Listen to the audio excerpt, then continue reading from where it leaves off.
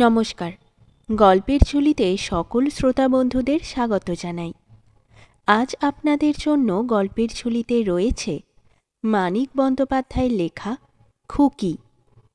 গল্পটি ভালো লাগলে একটা লাইক এবং কমেন্ট করে জানানোর অনুরোধ রইল। আর চ্যানেলে নতুন হয়ে থাকলে আরও গল্প শোনার জন্য চ্যানেলটি সাবস্ক্রাইব করতে কিন্তু ভুলবেন না। তাহলে চলুন শুনে নেওয়া যাক আজকের গল্প। যার ভালো নাম কাদম্বিনী তার ডাকনাম সাধারণত হয় কাদু অথবা কাদি। 10 বছর বয়স পর্যন্ত কাদম্বিনী তার ভালো নামের এই দুরকম ভাঙা সংস্করণেই সাড়া দিত। তারপর হঠাৎ একদিন সে সাড়া দেওয়া বন্ধ করিয়া দিল। প্রতিবাদ নয়, রাগ করাও নয়, ডাকনাম দুটি যে সে পছন্দ করে না সে কথা ঘোষণা করা নয়, একেবারে সাড়া না দেওয়ার অসহযোগ। কাদু, ও কাদু, ডেকে ডেকে গলা ছিঁড়ে গেল, শুনতে পাস না? এই কাদি। কে সাড়া দিবে? এ বাড়িতে কাদুও কেউ নাই, কাদিও কেউ নাই। সেই হইতে তাকে খুকি বলিয়া ডাকা হয়। প্রথম প্রথম লোকের মনে থাকিত না, পুরানো নামে তাকে ডাকিয়া বসিত। কাদম্বিনী ভুলিয়াও সাড়া দিত না। নাম যেন তার ছেলে মানুষের চেয়েও বড় ছিল, নিত্য ব্যবহার্য তুচ্ছ ডাকনাম। এখন 16 বছর বয়সে খুকি নামটাও সে পছন্দ করিতে আরম্ভ করিয়াছে। কিন্তু একজন মানুষ আর কতবার সামান্য ডাকনামের জন্য চুপচাপ গোলমাল বাধাইতে পারে? বুড়ো বয়সে সেটা ভালোও দেখায় না। তাছাড়া এ বাড়ির বাস সাঙ্গ হইতেই বা তার কত দেরি। 6 মাস 1 বছরের জন্য অত হাঙ্গামা করা হাঙ্গামার অপচয়। রং একটু ময়লা কাদম্বিনীর, মুখখানাও দেখিতে তেমন সুশ্রী নয়, তবে দেহের গঠনটি তার সুঠাম। এক কথায় বোঝানো যায় না এরকম। মধ্যবিত্ত বাঙালির ঘরে সচরাচর চোখে পড়ে না এরকমও বটে। এটা রূপের পর্যায়ভুক্ত নয়। মেয়েদের যেরূপ ভদ্রলোকদের চোখে পড়ে সেটা থাকে তাদের মুখ আর চামড়ায়, চামড়াতেই বেশি।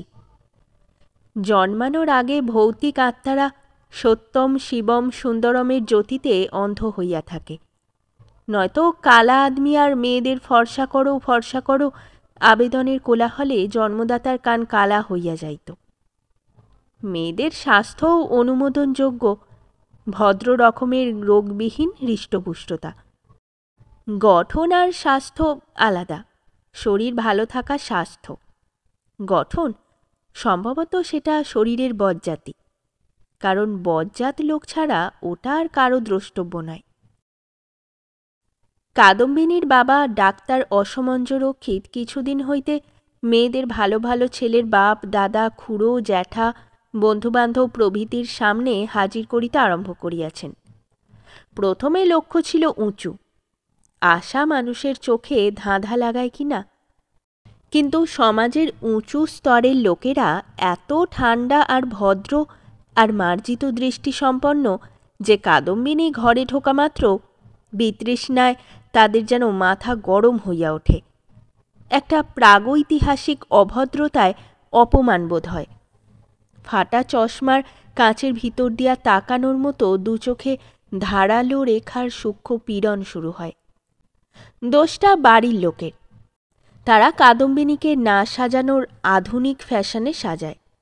শাড়ির প্যাচে, এলো চুলের ঔদ্ধত্যে এবং আরও কতকগুলো খুঁটিনাটিতে কাদম্বিনীর বৈশিষ্ট্য হয়। চৌকাঠ পার হইয়া কয়েক পা হাঁটিয়া কাদম্বিনীকে বসিতে হয়। তার সেই চলন ও বসিবার ভঙ্গি দেখিয়া মনে হয় পুকুরে যেন একটি সমুদ্রে ঢেউ আসিয়াছে। কাদম্বিনীর মুখের একটি সম্পদ এই উপযুক্ততার পরীক্ষা দেওয়ার সময় পরিণত হয় তার একটি অতিরিক্ত বিপদে।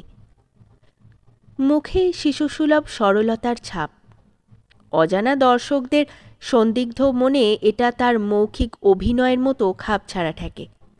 কাদম্বিনীকে তারা ফেলিয়া দেয় বর্ণচোরা আমের পর্যায়ে। মুখের কচিত্ব পাকামির আবরণ, চোখের নিষ্পাপ দৃষ্টি প্রবঞ্চনার কৌশল। বাস্তবতার ভারে সকলের আশাও সুতরাং নইতে নইতে এখন মাটি ছুঁইয়াছে। কেরানি, স্কুলমাস্টার দ্বিতীয় পক্ষ প্রভৃতি স্তর। জীবনের সংস্করণের সবগুলি ভূমিকায় মমতার ভাবপ্রবণতা সার্থক করিতে চাহিলে চলিবে কেন? তাই এবার কাদম্বিনীকে একজনের পছন্দ হওয়ার পর বাড়ির লোক হাসিলও না, কাঁদিলও না। কাদম্বিনী ভাবিয়া চিন্তিয়া দেখিল যে মধ্যস্থ ব্যবহার করিলে গোলমালও বেশি হয়, সময়ও নষ্ট হয়। তার চেয়ে সব কলকাঠি যার হাতে সোজাসুজি তার কাছে যাওয়াই ভালো। যতই হোক সে তার বাপেরই আদুরে মেয়ে। লোকে আহ্লাদি পর্যন্ত তো বলিতে ছাড়ে না। অসমঞ্জ রোগী দেখিতে বাহির হইতেছিলেন। কাদম্বিনী গিয়া বলিল, একটু পরে রোগী দেখতে যাও বাবা, আমার একটা দরকারি কথা শুনে যাও। মেয়ের দরকারি কথা শুনিয়া অসমঞ্জ থতমত খাইয়া গেলেন। মাথা মুন্ডু কি যে বলিস ঠিক নেই, চিঠির জবাব দেব না? পছন্দ করে চিঠি লিখেছে, জবাব দেব না কেন? লোক ভালো নয় বাবা। লোক ভালো নয়? তুই কি করে জানলি লোক ভালো নয়? বাপের মুখের উপর এ কথার জবাব দেওয়ার মতো বেহায়া বা আহ্লাদি বা সরলা বা খুকি মেয়ে কাদম্বিনী নয়। মধ্যস্থ শেষ পর্যন্ত তাকে মানিতেই হইল। কৈফিয়ত সে দিল পিস্তুত দিদি শান্তিলতার কাছে। লোকটি ভারী বদ শান্তিদি, বিচ্ছিরি করে তাকাচ্ছিল। বিচ্ছিরি করে তাকাচ্ছিল মানে কি ভাই খুকি? তুই কি ওর তাকানি তাকিয়ে তাকিয়ে দেখছিলি? তাকানি দেখে কি করেই বা বুঝলি সে বদলোক?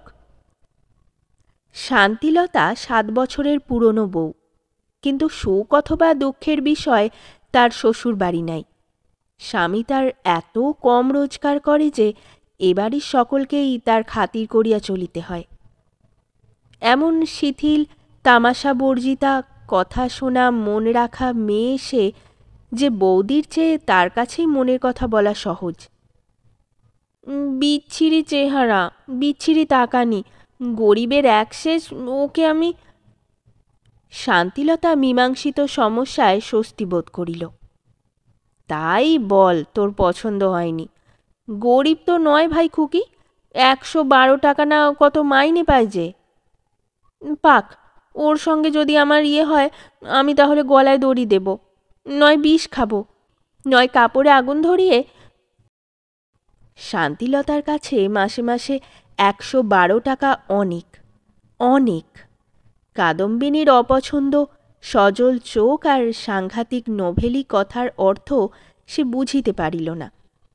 এমন বোকা ছেলে মানুষ সরল মেয়ে না হইলে কারো মুখ এমন কচি খুকির মতো হয়? ছি ভাই খুকি, এসব কথা কি বলতে আছে? কি বলতে আছে আর কি বলিতে নাই সেটা নির্ভর করে যে বলে তার বুদ্ধি বিবেচনার উপরে। কাদম্বিনী চোখ পাকাইয়া বলিল, ছি ছি শান্তিদি, তোমরা আমায় ধরে বেঁধে। কথা শেষ না করিয়া কাদম্বিনীর ঢোক গেলার রকমে শান্তিলতার বুকের মধ্যে ঢিপ ঢিপ করিতে লাগিল। ভয়ে ভয়ে বলিল, ধরে বেঁধে নয় খুকি, কদিন থেকে সম্বন্ধ হচ্ছে, এক জায়গায় বিয়ে তো হওয়া চাই। এ সম্বন্ধ মন্দ কি? 112 টাকা রাখো, তোমার 112 টাকা। উনি বলছিলেন, কাল মাথা ধরে আমার ঘুম আসেনি কি না, তাই অনেক রাত পর্যন্ত দুজনে কথাবার্তা বলছিলাম। উনি বলছিলেন এখানে বিয়ে হলে খুকি খুব সুখী হবে। বিয়ে পাস, 112 টাকা মাইনে। কাদম্বিনী হাই তুলিয়া বলিল, আমি কিছু শুনতে চাই না শান্তিদি। আমি কি ফেল না যে একটা বিয়ে পাস হার গিলে 112 টাকায় কি হয় মানুষের? সৌম্য নামে যার জন্যে এই বিদ্রোহ সেও কম হার গিলে নয়, এবং 6 মাস ওকালতি করিয়া 12টা টাকাও সে রোজগার করিয়াছে কিনা সন্দেহ। কিন্তু তার বাবার এত টাকা আছে যে তিনি ভয়ানক কৃপণ হওয়া সত্ত্বেও সৌম্য সিল্কের পাঞ্জাবি গায়ে দেয় আর একটা সিগারেট ফুঁকিয়ায় প্রায় 3টা পয়সা ধোঁয়া করিয়া উড়াইয়া দেয়। মাঝে মাঝে অসমঞ্জের মধ্যবিত্ত সংসারের বিশৃঙ্খল আবর্তের মাঝখানে আসিয়া হাজির হয় এবং অকৃত্রিম প্রসন্নতার সঙ্গে আগাগোড়া ঘরের ছেলের মতো ব্যবহার করিয়া যায়। বড়লোকের ছেলের এই অনুগ্রহ এখনও এ বাড়ির লোক সময় সময় বিশেষভাবে উপভোগ করে, কারণ অনেক দিন হইতে ঘরের ছেলের মতো ব্যবহার করিয়া গেলেও বড়লোকের ছেলে চিরকাল বড়লোকেরই ছেলে। কাদম্বিনীর 17-18 বছর ধরিয়া বড় হওয়ার ফলাফল প্রথম যেদিন একসঙ্গে সৌম্যর চোখে পড়িল, সেদিন সকালে তার বড় মাথা ধরিয়াছিল এবং অ্যাসপিরিন গিয়াছিল ফুরাইয়া। 2 কাপ চা খাইয়াও মাথা ধরা না কমায় বেলা প্রায় 9:30টার সময় সে গেল অসমঞ্জবাবুর বাড়ি। কাদম্বিনীকে দেখিয়া মাথা ধরা কমানোর জন্য নয়, অ্যাসপিরিনের জন্য। চাকরকে পাঠাইয়া দিলেও 5 মিনিটের মধ্যে ঔষধটা আসিত, তবু সে যে নিজেই কেন গেল তার কোনো কারণ নাই। এরকম কারণবিহীন তুচ্ছ ঘটনার সূত্র ধরিয়া বড় বড় ওলটপালট ঘটে বলিয়া অনেকে একে বলে ভবিতব্যতা। সেটা সঙ্গত নয়, কারণ আজ সৌম্যর মাথা না ধরিলে, বাড়িতে অ্যাসপিরিন না থাকিলে, অথবা চাকরকে অ্যাসপিরিন আনিতে পাঠাইলেও 2 দিন পরে যে কাদম্বিনীর দিকে তার চোখ পড়িত না তার কোনো প্রমাণ নাই। সে তো অন্ধ নয়, বড় বড় চোখ আছে তার। অসমঞ্জবাবু রোগী দেখিতে গিয়াছিলেন। বাহিরের ডিসপেনসারি হইতে ওষুধ সংগ্রহ করিয়া সৌম্য ভিতরে গেল। কাদম্বিনীকেই ডাকিয়া হুকুম দিল, খুকি, জল দে তো আমাকে 1 গ্লাস, ওষুধ খাবো। কাদম্বিনীর 2 দাদা অফিস, 1 ভাগ্নে কলেজ ও আরও 2 ভাই স্কুলে যাওয়ার জন্য প্রায় একসঙ্গেই প্রস্তুত হইতে আরম্ভ করিয়াছে বলিয়া সংসারের আবর্ত এখন চরমে উঠিয়াছে সত্য, তবু সৌম্যের হুকুম অনেকগুলি প্রতিধ্বনি তুলিল। রান্নাঘর হইতে মা জিজ্ঞাসা করিলেন, সে কি ওষুধ খাইবে? স্বামীর কাপড় গামছা হাতে সামনে দিয়া যাইতে যাইতে একটু দাঁড়াইয়া বড় বউ বলিল, সর্দির জন্য মাথা ধরিয়া থাকিলে সে ইউক্যালিপটাস শুকুক না। আর ঘরের ভিতরে দেয়ালে টাঙানো আয়নার সম্মুখে দাঁড়াইয়া দাড়ি কামাইতে কামাইতে মেজদাদা মন্তব্য করিল যে, মাথাটা কাটিয়া ফেলিলেই যখন সব হাঙ্গামা চুকিয়া যায়, এত ওষুধপত্র খাওয়া কি জন্য? কাঁচের গেলাসে জল আনিয়া দিয়া একটু হাসিয়া কাদম্বিনী বলিল, আবার মাথা ধরেছে? কি বিচ্ছিরি মাথাটা তোমার। এই হাসি আর মন্তব্যের সুর তার পরিচিত খেয়াল করিয়া ঝিমানো ভাব কাটিয়া গিয়া সৌম্য যেন হঠাৎ সজাগ হইয়া উঠিল। একটা বিশেষ বয়সেই শুধু মেয়েরা ঠোঁটের নতুন পাওয়া খেলনার মতো এই হাসিকে লইয়া খেলা করে। নূতন শেখা গানের মতো মুখে সব সময় শোনা যায় এই কথা, এই সুর। কাদম্বিনী যে নিঃসন্দেহে বুঝিতে পারিয়াছে সে একেবারে পরিপূর্ণভাবে বুড়ো ধাড়ি পাকা ঝানু মেয়ে হইয়া উঠিয়াছে, এ জগতে তার যে আর কিছুই জানিতে, বুঝিতে, অনুভব ও কল্পনা করিতে বাকি নাই। এতদিন যে তার জীবনের আসল সমারোহ শুরু হইয়াছে, এটা তার ঘোষণা মাত্র। কাঁচা আমে প্রথম রং ধরার মতো, বর্ণচোরা আম ছাড়া। এ সংকেত কাদম্বিনীর ব্যক্তিগত মৌলিক সম্পত্তি নয়, একটা স্বাভাবিক ঘটনা। কাদম্বিনীর সর্বাঙ্গে ইহা অপেক্ষা ঢের বেশি স্থূল ও সূক্ষ্ম ঘোষণা অনেক আসিয়াছে। তবু অ্যাসপিরিনের বড়ি দুটো গিলিয়ে সৌম্য খানিকক্ষণ এমনভাবে শুধু কাদম্বিনীর মুখখানাই দেখিল যে তার হাসিটা গেল মিলাইয়া। তখন সৌম্য বিশেষ মনোযোগ সহকারে দেখিতে লাগিল সম্পূর্ণ কাদম্বিনীকে। কাদম্বিনী একটু ভয়ে ভয়ে বলিল, রাগ হলো নাকি? সত্যি খুব মাথা ধরেছে? সৌম্য বলিল, টন টন করছে মাথাটা। কাদম্বিনী বিজ্ঞের মতো নির্ভয়ে হুকুম দিল, আজ আর কোর্টে গিয়ে কাজ নেই। তবে একটিমাত্র নিঃশ্বাস ফেলিবার অবসরটুকুর আগে ভয়ে এবং পরে নির্ভয়ে কাদম্বিনীকে কথা বলিতে শুনিয়া সৌম্যর আর কিছুই বুঝিতে বাকি রহিল না। একটু ভাবিয়া সে বলিল, না, কোর্টে যাব না। কাদম্বিনী খুশি হইয়া বিজ্ঞতা বিসর্জন দিয়া আবার একটু হাসিল। মক্কেল আসে না একটা, কেন যে রোজ কোর্টে যাও? চুপচাপ শুয়ে থাকো খানিকক্ষণ, মাথা ধরা সেরে যাবে। সৌম্য হাসিয়া বলিল, সকালবেলা শোবো কি রে খুকি? এই তো উঠলাম সারা রাত শুয়ে থেকে। সকালবেলা মাথা ধরাতে পারো, শুতে পারবে না? ডাক্তারের মেয়ে আমি, আমার পরামর্শ শোনো সমুদা, ওপরে গিয়ে শুয়ে থাকো। ওপরে কেউ নেই, চুপচাপ শুয়ে থাকতে পারবে। চলো, তোমাকে বিছানা পেতে দিচ্ছি। চুপচাপ শুইয়া থাকার সুযোগ পাওয়ার লোভে সৌম্য জীবনে কখনো এ বাড়িতে আসে নাই। নিজের বাড়িতে এ সুযোগ তার দুর্লভ নয়। এ বাড়ির চেয়ে তার নিজের বাড়িতেই বরং লোকের ভিড় কম। লোভের ও লাভের হিসাব বাদ দিলেও এ সময় কাদম্বিনীর সঙ্গে দোতলায় গেলে অনেকেই তো লক্ষ্য করিবে এবং কারণ জানিতে চাহিবে। ওষুধ খাওয়ার জন্য কাদম্বিনীর কাছে জল চাওয়ায় সকলের মধ্যে যে কৌতূহল জাগিয়াছিল, মাথা ধরার কৈফিয়তে তো পরিতৃপ্ত হইয়াছে।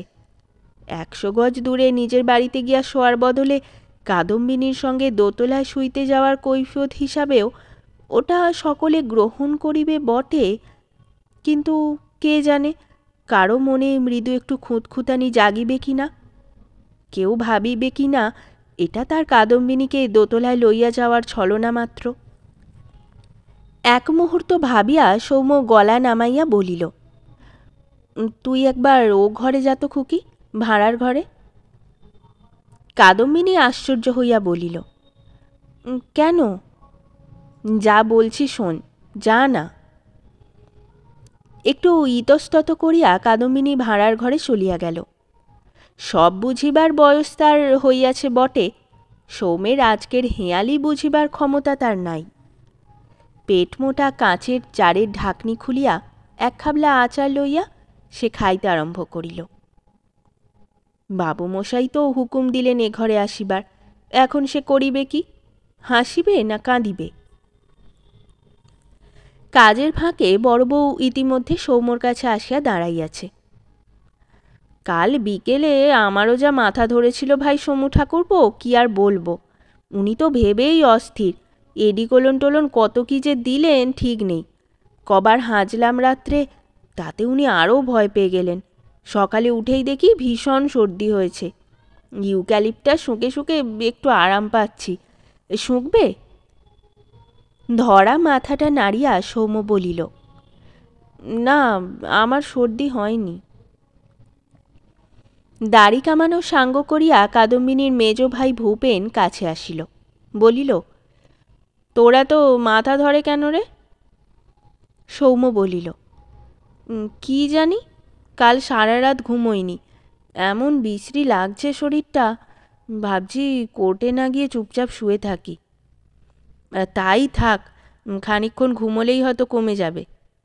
সৌম্য চিন্তিত মুখে বলিল, নিজের বুদ্ধিতে অ্যাসপিরিন খেলাম, কীরকম যেন করছে শরীরটা, জ্বর আসছে কিনা বুঝতে পারছি না।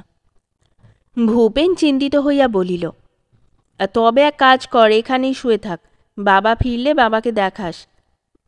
তাড়াতাড়ি কামাতে গিয়ে গলাটা কতখানি কেটেছে দেখেছিস?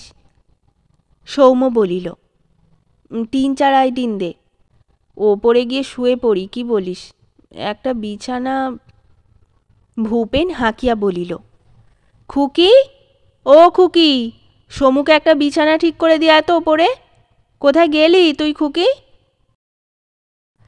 ভাড়ার ঘরে অভাবনীয় ভাবনায় বিব্রতা কাদম্বিনী হাতের সবখানি আচার মুখে গুঁজিয়া মুখের ভাবনার কুঞ্চনগুলি ঘুচাইয়া বাহিরে আসিল। কলতলায় হাত ধুইয়া সে দোতলায় গেল সৌমের সঙ্গে। ভূপেনের ছোট ঘরে ভূপেনের বিছানা পাতিয়া দিতে দিতে জিজ্ঞাসা করিল, আমাকে ভাড়ার ঘরে পাঠিয়েছিলে কেন বলো তো? সৌম্য বলিল, মুখে কি ভরেছিস, ফেলে দে খুকি। কাদম্বিনী বাহিরে গিয়া মুখ খালি করিয়া আসিল। সৌম্য শুইয়া পড়িয়াছে দেখিয়া অনুযোগ দিয়া বলিল, একটু সবুর সইল না, বিছানাটা ঝেড়ে দিতাম। সৌম্য বিছানার প্রান্তটা নির্দেশ করিয়া বলিল, বস খুকি, এইখানে বস। কাদম্বিনী বসিয়া বলিতে আরম্ভ করিল।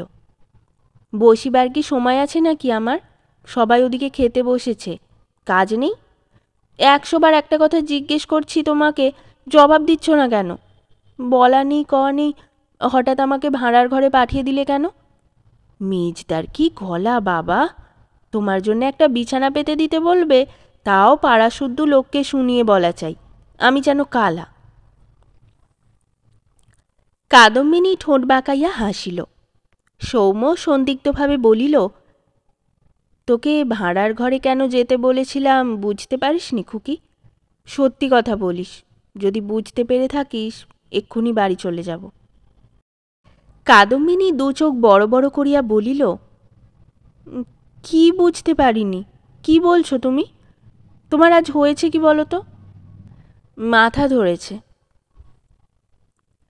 মৃদু একটু নিঃশ্বাস ফেলিয়া কাদম্বিনীর ডান হাতখানা নিজের কপালে রাখিয়া সৌম্য চোখ বুজিল। কাদম্বিনীর হাতের তালুতে এখনও আচারের গন্ধ লাগিয়া আছে। হাতেই ছাড়া ছাড়া মৃদু কম্পনের আবির্ভাব ঘটামাত্র সৌম্য তা টের পাইল। এবার হাতে টান পড়িবে অনুমান করিয়া আরও জোরে সে হাতের তালু চাপিয়া ধরিল কপালে। কিন্তু দেখা গেল টানাটানি কাদম্বিনী পছন্দ করে না। মাথা টিপে দেব? না, আমি তবে নিচে যাই, মা ডাকছে।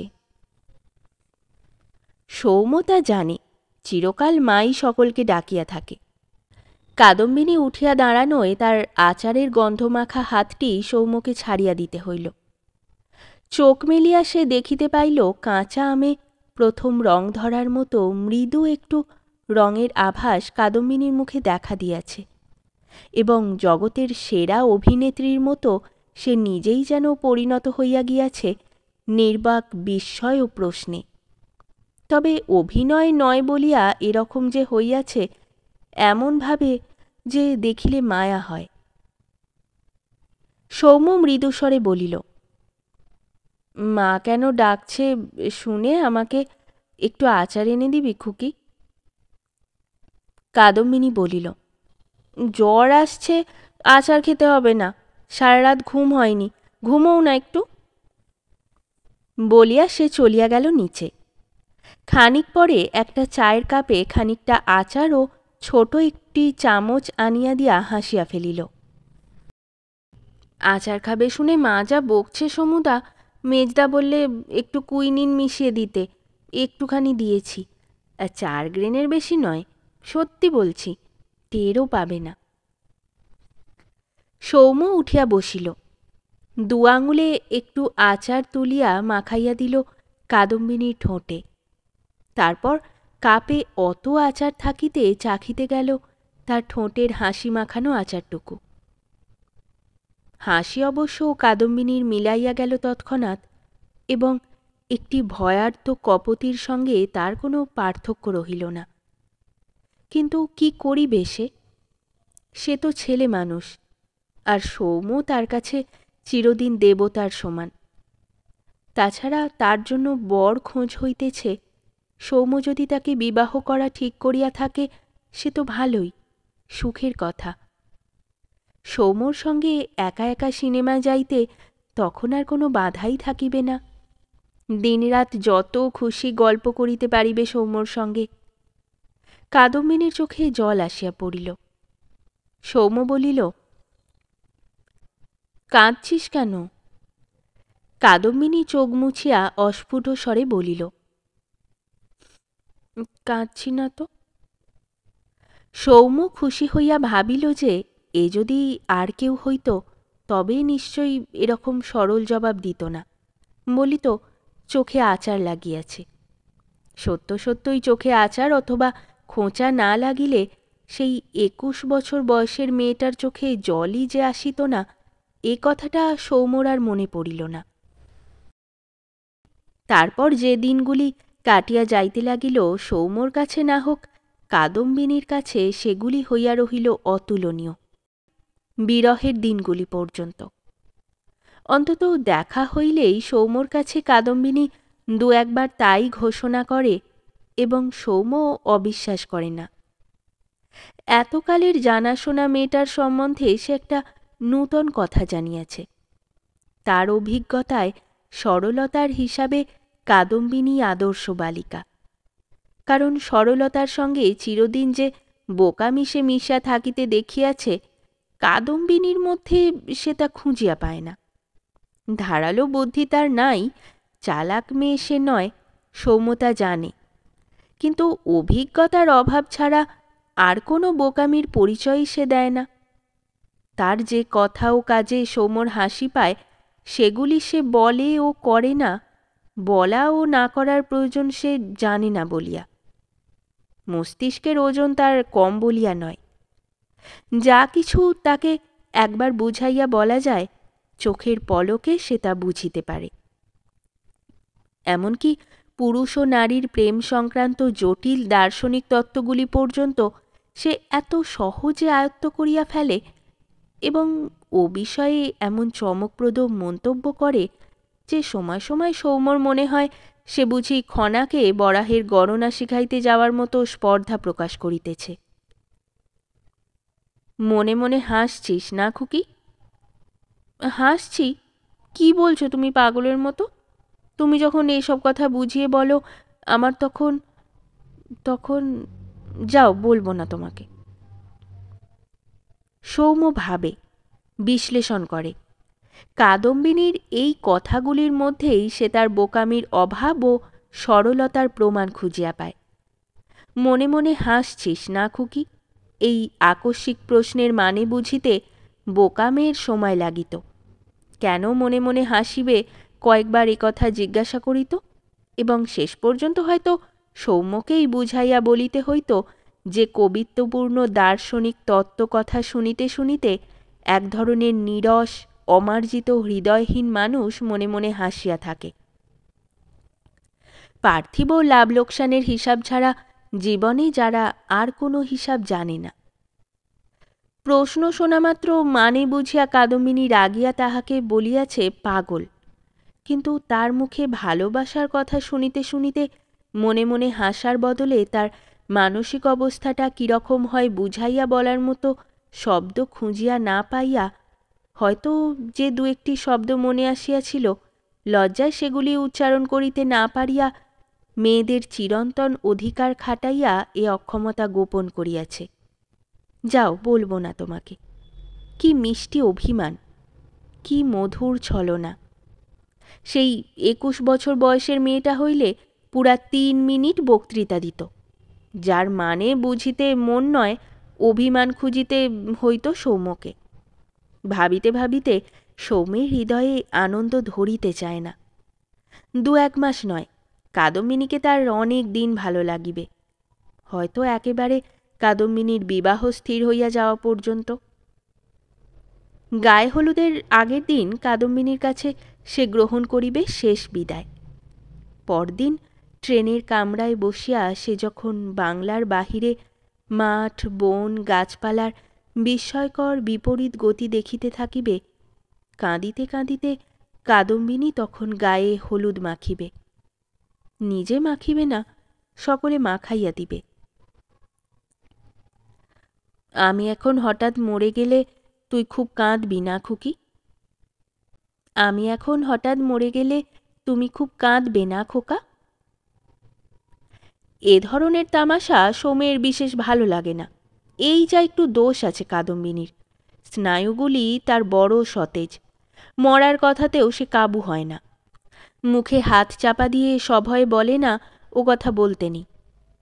একটা দুর্বোধ্য ক্ষীণ প্রতিবাদ জাগে সৌম্যর মনে। কাদম্বিনী যেন বড় বেশি হাসি খুশি, বড় বেশি আনন্দময়ী। তার ছেলে মানুষী ও সরলতার তুলনায় ভাবপ্রবণতা যেন বড় কম। হাসি তামাশা, কথা কাটাকাটি, ভিত্তিহীন আনন্দের পিরামিড বানানো, এসব সে এত ভালোবাসে বলিবার নয়। কে জানে সময় আসিলে ও কিভাবে ভাঙিয়া পড়িবে। সামান্য কারণে যে এত আনন্দ পায়, অত বড় আঘাতে কি প্রচণ্ড হইবে তার বেদনা। কালীঘাটের গলা কাটা ছাগ শিশুর মতোই বোধহয় ছটফট করিবে। চোখের সামনে বড় হওয়ার দাবিতে তার স্নেহ আর মমতা যার প্রাপ্য, তার মতো প্রেমপিপাসু পাষণ্ডের হাত হইতে যাকে রক্ষা করা তার কর্তব্য, তার জীবনে এরকম ভয়ঙ্কর দুঃখের সম্ভাবনা বোধহয় না আনাই তার উচিত ছিল। একটু অনুতাপ বোধ করে সৌম্য। কাছাকাছি কাদম্বিনীর বড় বড় উজ্জ্বল দুটি চোখের দিকে চাহিয়া সব মেয়ের মতো ওকেও সে নিবিড় জোরালো মমতার সঙ্গে ভালোবাসে। এই রকম স্বভাব সৌম্যের, এই রকম বাধ্য তার কোমল হৃদয়ের কোমলতর প্রেম। মনে আবেগ আসিবা মাত্র হৃদয়ে প্রেমের বন্যা দেখা যায়। আবেগটা বাদ দিয়া প্রেমের বন্যায় ভাটা ফেলিয়া ভালোবাসাটা চিরস্থায়ী করিবার সময় আসিলেই কাদম্বিনীকে আর যে তার ভালো লাগিবে না, এমনকি কাঁচা আমের কচি শ্বাসটুকুর মতো তিতই হয়তো লাগিবে, সে কথা সৌম্যের আর মনে থাকে না। আদরে আদরে কাদম্বিনীর সে শ্বাসরুদ্ধ করিয়া দেয়। তবু কাদম্বিনী মরে না, শ্বাসরুদ্ধ হওয়া সত্ত্বেও আনন্দে গদগদ হইয়া বাঁচিয়া থাকে। তার নিশ্চিত বিশ্বাসে সৌম্য পর্যন্ত অবাক হইয়া যায়। যত কাঁচা হোক, যত সরল হোক, যত বিশ্বাসী হোক, যত প্রবল প্রেম জাগিয়া থাক তার বুকে, আত্মরক্ষার কয়েকটি মূল মন্ত্র 12 বছরের মেয়েও যে জানে। লোকনিন্দা আছে, আত্মীয় স্বজনের ভয় আছে, আগামীকালের হিসাব আছে, গোপনে গোপনে ভাঙা ভাঙা ছেলে খেলাকে প্রকাশ্য ও একটানা লীলা খেলায় পরিণত করার স্বাভাবিক ইচ্ছা আছে, আরও কত কিছু। কাদম্বিনী যেন এসবের ধার ধারে না। সৌম্য যা বলিবে, যা করিবে তাই সই। ফলাফলের দায়িত্বটা যে অন্তত সৌম্যের থাকা উচিত, এ দাবিও যেন সে করিবে না। 3 তলার ছাদ হইতে নিজের ইচ্ছায় উঠানে ঝাঁপাইয়া পড়ার মতো তার আত্মসমর্পণের হিসাব নাই, বিবেচনা নাই, না মরিবার ইচ্ছা নাই, মরণের আতঙ্ক পর্যন্ত যেন নাই। তার ঝাঁপ দিবার কথা, সে ঝাঁপ দিয়াছে। সৌম্যকে সে ভালোবাসে, ব্যাস, সেইখানেই সব হিসাব নিকাশের ইতি, তারপর আর কিচ্ছু নাই। 18 বছর সংসারে বাঁচিয়া থাকার পর এ জিনিসটা কোনো মেয়ের মধ্যে থাকা অবিশ্বাস্য, অবাস্তব, অসম্ভব। এদেরও যে নরকে দেওয়া চলে না তা নয়, কিন্তু প্রথমে যাত্রা করিতে হয় স্বর্গের দিকে। সত্যের আবরণে অনেক মিথ্যাকে সামনে ধরিতে হয়, অনেক ভুলাইয়া ভুল করাকে করিয়া তুলিতে হয় জীবনের সর্বশ্রেষ্ঠ কর্তব্যের মতো গ্রহণীয়। বাস্তবতার তুলি দিয়া সমস্ত ভবিষ্যৎকে কল্পনার রঙে রাঙাইয়া করিতে হয় তপস্যায় সিদ্ধিলাভের পরবর্তী জীবনের মতো লোভনীয়। আর প্রতিজ্ঞার পর প্রতিজ্ঞা করিয়া দিতে হয় আশ্বাস, জাগাইতে হয় বিশ্বাস। 28 বৎসর সংসারে বাঁচিয়া থাকার পর সৌম্য এ জ্ঞান সঞ্চয় করিয়াছে। এর মধ্যে ভাগে থাকা সম্ভব নয়, কিন্তু কাদম্বিনী যেন তার হাতে একখানা শিশুপাঠ্য রূপকথার বই তুলিয়া দিয়াছে। খবরের কাগজে পড়া বিদ্যায় যা বোঝা যায় না, দিনের পর দিন কাদম্বিনী যেন তাকে বুঝাইয়া দিয়া চলিয়াছে যে, যে মন দিয়া সে সংগ্রহ করিয়াছে তার মনস্তত্ত্বের জ্ঞান, সে মনটাও সেই ঈশ্বরের সৃষ্টি। তার চেয়ে যিনি ঢের বেশি চালাক, এবং বর্তমানে 150 কোটি খানেক মন ছাড়াও তিনি অতীতের অগুন্তি মন তিনিই সৃষ্টি করিয়াছিলেন। ভবিষ্যতের অগুন্তি মনগুলিও সৃষ্টি করিবেন। মন দিয়া মন জানার কাজটা অত সহজ নয়।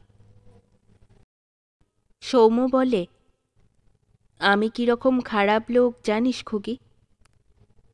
কাদম্বিনী বলে, জানি।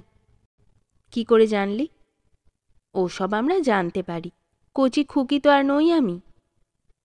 কাদম্বিনী হাসে। তার সহজ আত্মবিশ্বাস ও গর্ব দেখিয়া সত্য সত্যই মনে হয় কচি খুকি বোধ হয় সে নয়। জয় যেন সেই করিয়াছে সৌম্যকে, এবং সৌম্য যে তার কাছে ধরা দিবে এ বিষয়ে কোনোদিন তার এতটুকু সন্দেহও ছিল না। আশ্বস্ত হইয়া মনে মনে সৌম্য একটু হাসে। এই রকম মনে করে মেয়েরা, মনে করে কিছু না করিয়াও তারাই করিয়াছে সব। সৌম্যদের বুকে ভালোবাসা জাগাইয়াছে তারা, সৌম্যদের আপন করিয়াছে তারা, সৌম্যদের মাথা খারাপ করিয়া দিয়াছে তারা। এই ভালোবাসার ব্যাপার যদি হয় কবিতা, তবে তারা এ কবিতার প্রেরণা। সৌম্যরা তো শুধু কাগজে কলমে কবিতাটা লেখার কাজটুকু করে। সৌম্য ভাবে, বিশ্লেষণ করে কাদম্বিনীর অবিশ্বাস্য নিশ্চিন্ত ভাব ও অন্ধ আত্মসমর্পণের একটা কারণ যেন সে আবিষ্কার করিতে পারে।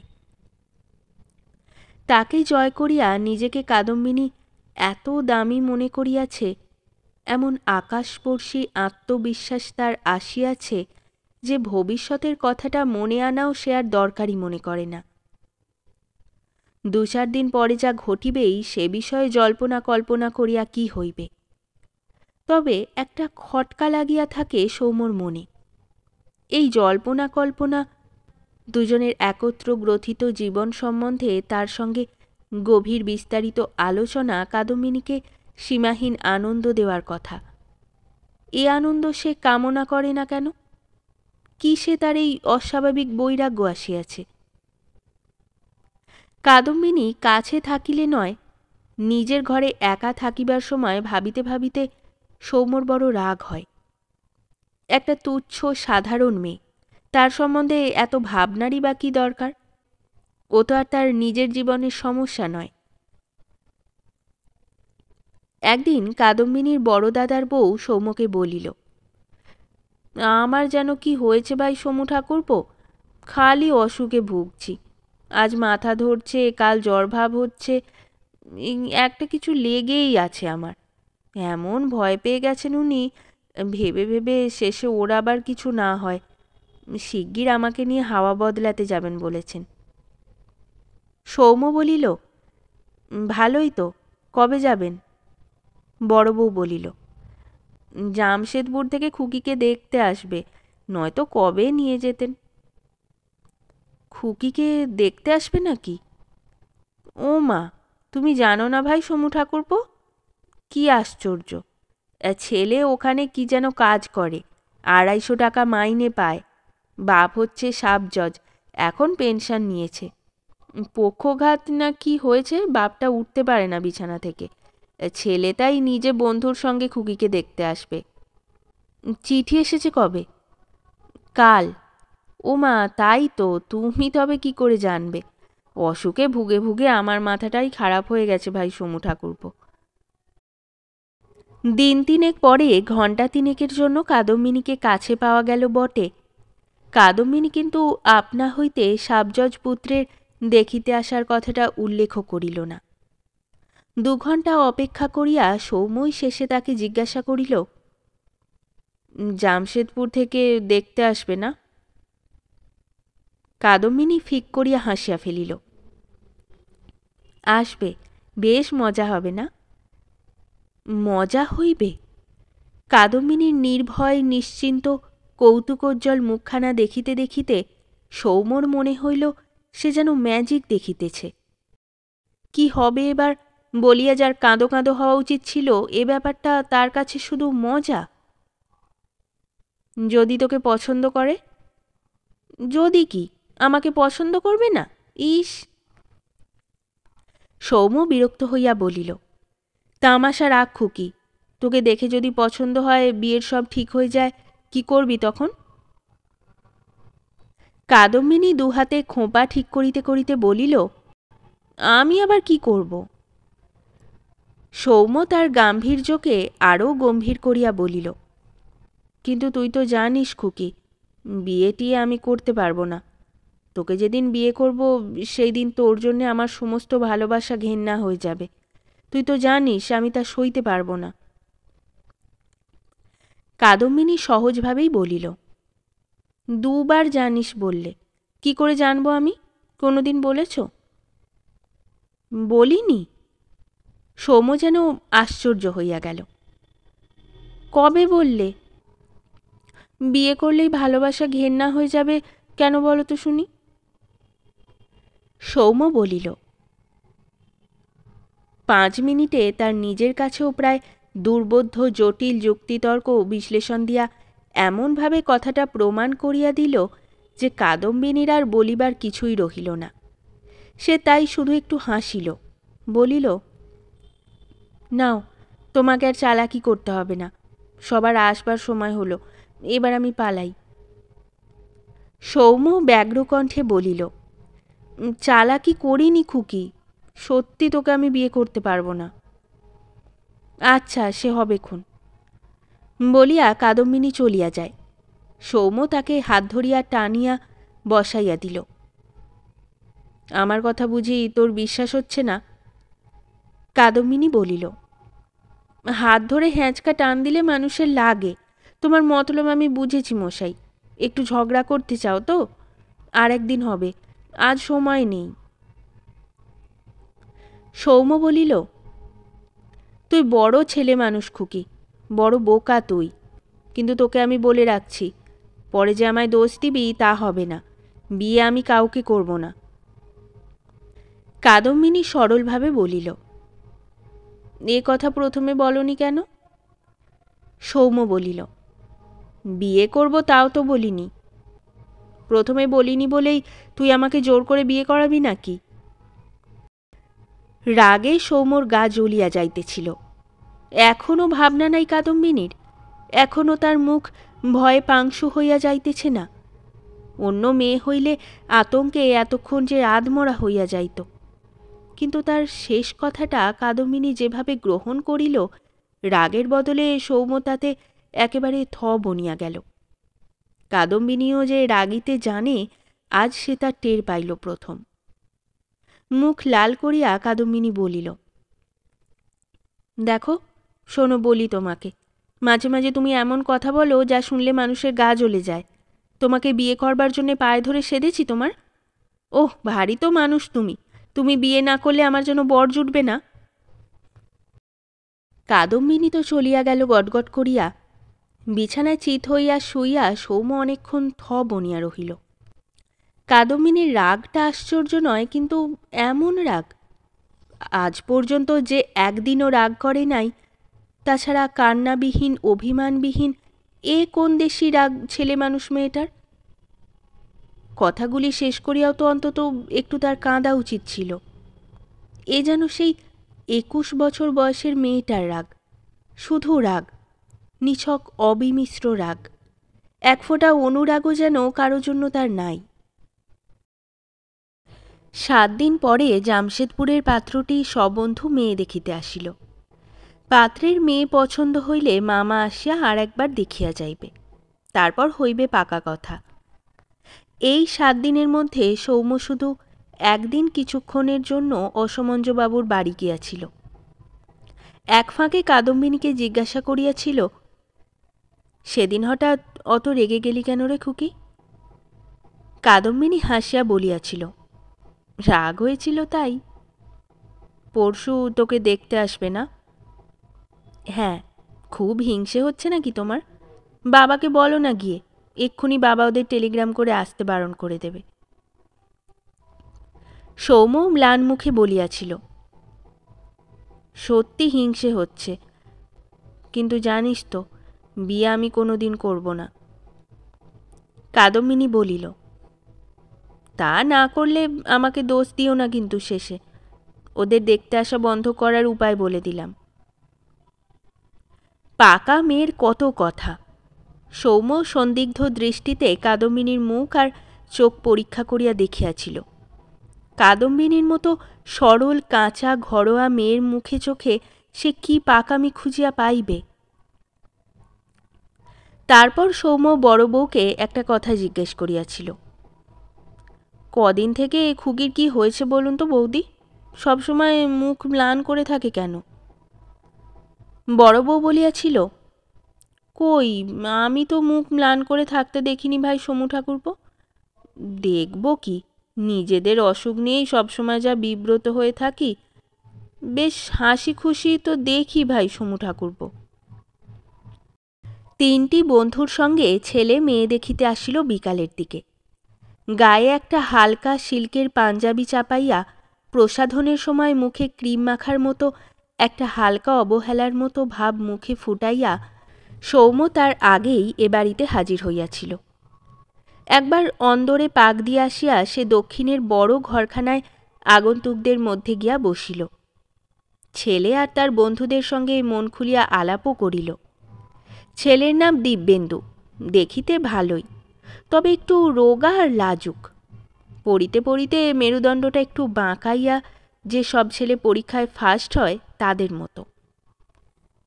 কাদম্বিনী আসিয়া খোলা জানালার সামনে বসিল, আলোতে তাকে যাতে ভালো করিয়া দেখা যায়।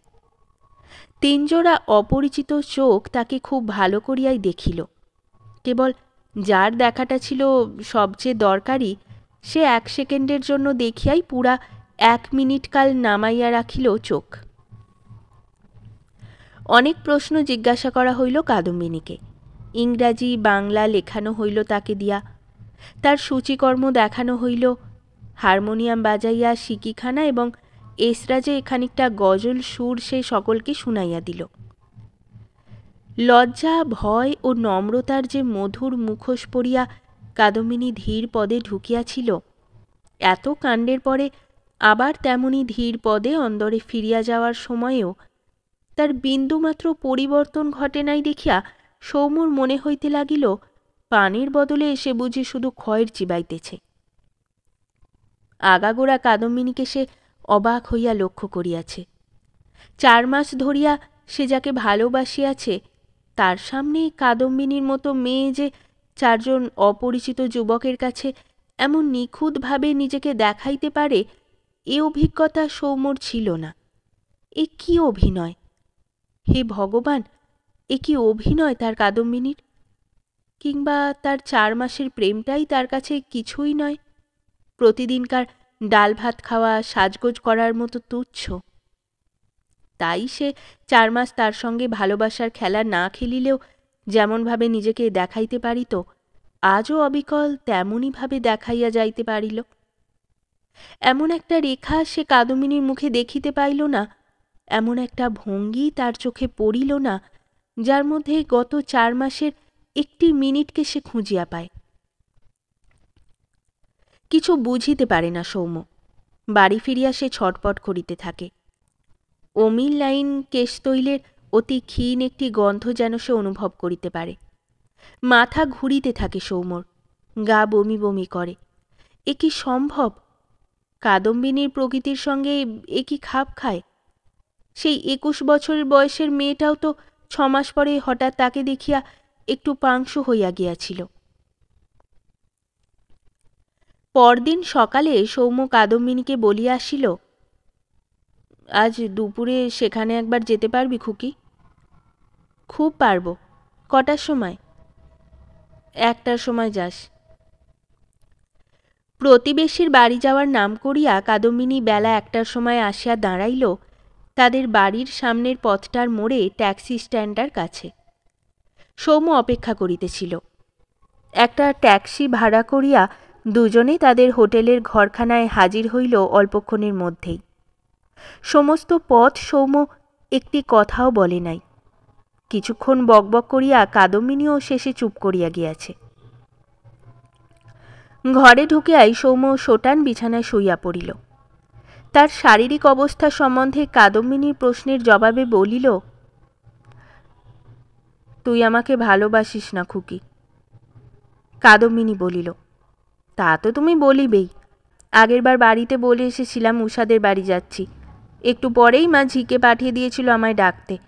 সারা দুপুর বাইরে কাটিয়ে বাড়িতে কৈফিয়ত দেওয়ার মজা মেয়ে হলে বুঝতে। তুই বুঝি ভাবিস বাড়ির লোকের রাগ, লোকলজ্জা এসব গ্রাহ্য না করলেই ভালোবাসা প্রমাণ হয়ে যায়? আমি ভালোবাসার কিছু জানি না, হলো? সৌম্য হতাশভাবে বলিল, আমার সঙ্গে ছাড়াছাড়ি হবে বলে তোর এতটুকু কষ্ট হচ্ছে না? কাদম্বিনী সহজভাবে বলিল, আমি বলেছি ছাড়াছাড়ি হতে, কিন্তু তোর বিয়ে হয়ে গেলে আমি বলেছি বিয়ে হোক। তারপর দুজনেই চুপ করিয়া রহিয়া গেল অল্পক্ষণের জন্য। হঠাৎ কাদম্বিনী কাঁদো কাঁদো হইয়া বলিল, তুমি কিচ্ছু বোঝো না। আমি কি করব? আমার কি করার আছে? তোমার কথা শুনতে হয়, তুমি যা বলো করি। বাড়ির লোকের কথা শুনতে হয়, তারা যা বলে করি। কান্না, চাপিয়া রাখা কান্না এতদিনে বাহির হইয়া আসিতেছে। কাদম্বিনীর আকস্মিক উত্তেজনায় সৌম্য উঠিয়া বসিল। কাদম্বিনীর হাত চাপিয়া ধরিয়া বলিল, কিন্তু লোকের কথা শুনে তো তোর সুখ দুঃখ জাগে না খুকি? তোর মনে কষ্ট হলে তো বাড়ির লোকের হুকুমে সেটা উবে যায় না। কাঁদো কাঁদো ভাবটা কাদম্বিনীর উবিয়া গেল। চোখ মিটমিট করিতে করিতে সে বলিল, কি বলছো কিছুই বুঝতে পারছি না। আমার কষ্ট হলে বাড়ির লোকে কি করবে? তারপর হঠাৎ কাঁদো কাঁদো হওয়ার মতো হঠাৎ হাসিয়া কাদম্বিনী বলিল, তোমার কি হয়েছে জানো? মাথা ধরে ধরে মাথাটা খারাপ হয়ে গেছে। এবার সৌম্য অনেকক্ষণ চুপচাপ চিত হইয়া শুইয়া রহিল। কপালে কাদম্বিনীর হাতের স্পর্শ অনুভব করার পর ক্লান্ত স্বরে বলিল, তোর সঙ্গে আমার এই শেষ দেখা খুকি। কেন? তোর বিয়ের সব ঠিকঠাক হচ্ছে, আর আমার সঙ্গে মেলামেশা করা উচিত হবে না। আজকেই আমাদের মধ্যে সব শেষ হয়ে যাক, কেমন? সৌম্য এতক্ষণ চোখ বুজিয়াছিল। কথাটা বলিয়া কাদম্বিনীর মুখের ভাব দেখিবার জন্য সে চোখ মেলিল। অল্পক্ষণের জন্য তার মনে হইল কাদম্বিনীর মুখের চামড়াটা যেন টান হইয়া চকচক করিতেছে। কিন্তু একটু ভাবিয়া কাদম্বিনী যখন কথা বলিল, তখন সে বুঝিতে পারিল এটা তার কল্পনা অথবা আলোর কারসাজি। আমি কি বলবো বলো? আমি তো বলেছি তুমি যা বলবে তাই হবে, কিন্তু শেষ দিনটা তাহলে মুখ ভার করে থেকো না, হেসে কথা বলো একটু। সৌম্য উঠিয়া বসিল। জুতায় পা ঢুকাইয়া ফিতা লাগাইতে লাগাইতে বলিল, চল বাড়ি যাই। উদ্ভ্রান্ত চিত্তের এলোমেলো চিন্তার মধ্য হইতে সৌম্য ক্রমে ক্রমে একটা প্রকাণ্ড তত্ত্বকথা আবিষ্কার করে। এ জগতে নিয়ম নাই, শৃঙ্খলা নাই, সমস্ত এখানে আবোল তাবোল। সেই জন্যই একটু যাদের বুদ্ধি আছে তারা বলিয়া থাকে, ব্যতিক্রম নিয়মকে প্রমাণ করে। আসলে এ কথাটাও এক পেশে সত্য। নিয়মটা নিয়ম না ব্যতিক্রমটা নিয়ম, তা কে বলিতে পারে? 10 বার নিয়ম আর একবার ব্যতিক্রমে দেখা পাইলে নিয়মটাকে মানুষ নিয়ম বলে, কিন্তু 10 বার ব্যতিক্রম আর একবার নিয়মের দেখা পাইলে মানুষ তো ব্যতিক্রমটাকেই নিয়ম বলিত। এই ভীষণ জটিল তত্ত্বটা আবিষ্কার করার পর সৌম্য কিছুক্ষণ গভীর তৃপ্ত বোধ করে। প্রহারের পর চকচকে খেলনা পাইলে ছোট ছেলে যেমন সজল চোখে আহ্লাদে গদগদ হয়, এই দুশ্চিন্তাটি আয়ত্ত করার পর সৌম্যের আহত মনে তেমনই সঞ্চার হতো আনন্দের। সেই 21 বছরের মেয়েটা যদি চুলোয় গিয়া থাকে, কাদম্বিনীও চুলোয় যাক। কোর্টে গিয়া একটি পেটি কেসে মক্কেলের পক্ষ সমর্থন করিয়া সে এমন বক্তৃতা জুড়িয়া দেয় যে 3 বার সংক্ষেপে তার বক্তৃতা শেষ করিতে বলিয়া হাকিম তার মক্কেলের 7 টাকা জরিমানা করিয়া দেন।